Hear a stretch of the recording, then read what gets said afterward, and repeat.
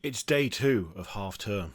The children have been at home for 48 hours as opposed to being at school, and as such, I really don't know what day it is or when anything has happened, and I've managed to miss a video. Anyway, there's some cool new lizard stuff.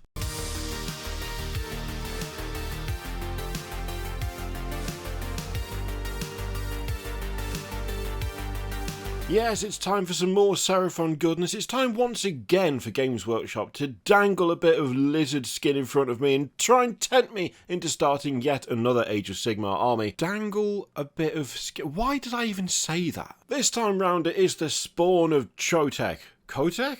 Chotec?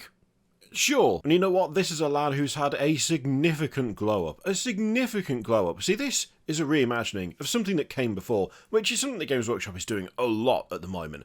And in fact has proved incredibly popular. In fact, I'd suggest that a lot of the models that we've really liked, I say we because not just me, quite often in the comments, the models that seem to get the most approval and the most love are ones that are basically just updates of really old stuff that frankly could have done with being updated sometime sooner than it has been, but it's like they've got there eventually, they've finally got round to it, and generally speaking, they're kind of all bangers. And that is true for this as well. I really like this. This is a fire-spitting salamander with some skink friends herding him round, and I really like the design of it. Then again, it is just an update of an older model. Well, not just an update, a full-on upgrade. Admittedly, it does kind of look like he's going into battle rocking a nice pair of headphones, presumably listening to some sick beats. What do you reckon? Do you reckon more of an aqua or a sleep token sort of lizard, this one? I'm a Barbie girl.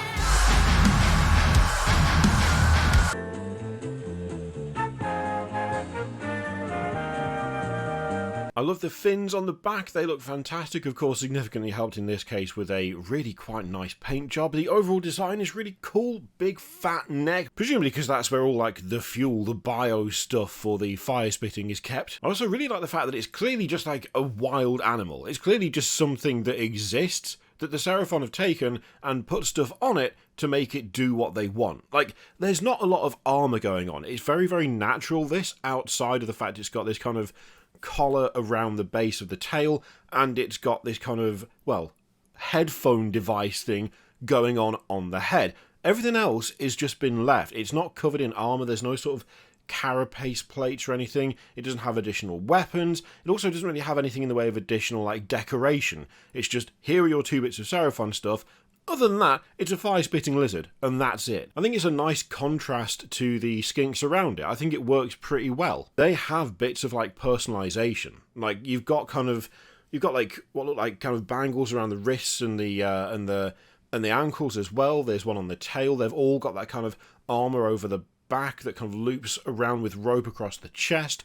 There are little rings in one of the crests on the skinks, whereas the actual salamander itself has none of that. That's a really cool separation, like that's something that I really like. Using the kind of bare minimum of Seraphon technology on this clearly includes it as part of the army, but it's not at the same level as when you look at skinks or like Saurus warriors. I also really like this detail. The sun acolytes who handle these sour-tempered salamanders are marked for their duty from birth. From birth! When the stars flare and the spawning pools boil, the skinks who emerge are blessed with incredible resistance to heat, as well as frills that resemble Chotec's own sunburst. In between burning sacrificial victims alive, Jesus Christ, bit hardcore, these disciples are tasked with raising salamanders, then sedating them with crawtoad venom and fitting Old One technology into their skulls. These precious relics allow the Sun Acolytes to direct their choleric charges with light-emitting staves. I mean, that's just badass. That's just really cool. I have to admit,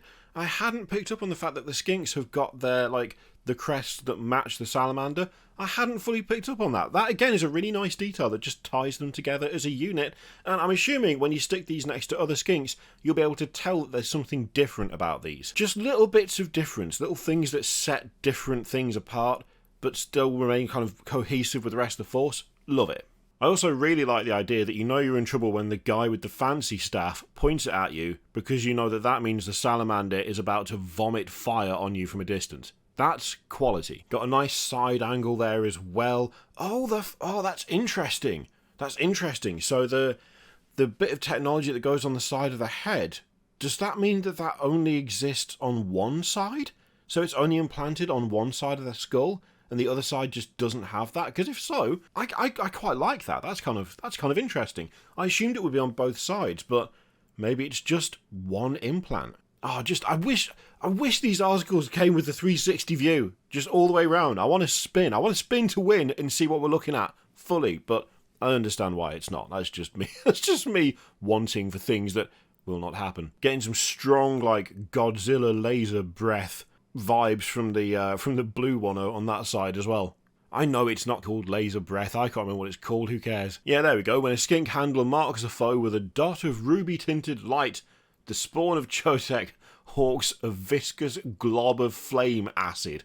Flame acid. I'd suggest that if ever there were two words you don't want to see next to each other, especially attached to something that is looking in your direction, flame and acid, it's got to be right up there. It's got to be right up there. I do quite like that attack as well. One attack, but it is -2 rend and d6 damage, which is fun. And then subtracting 1 from save rolls for attacks that target that unit until the end of the turn. I mean, it's just fun and thematic. And does really reinforce the fact that flame acid is awful.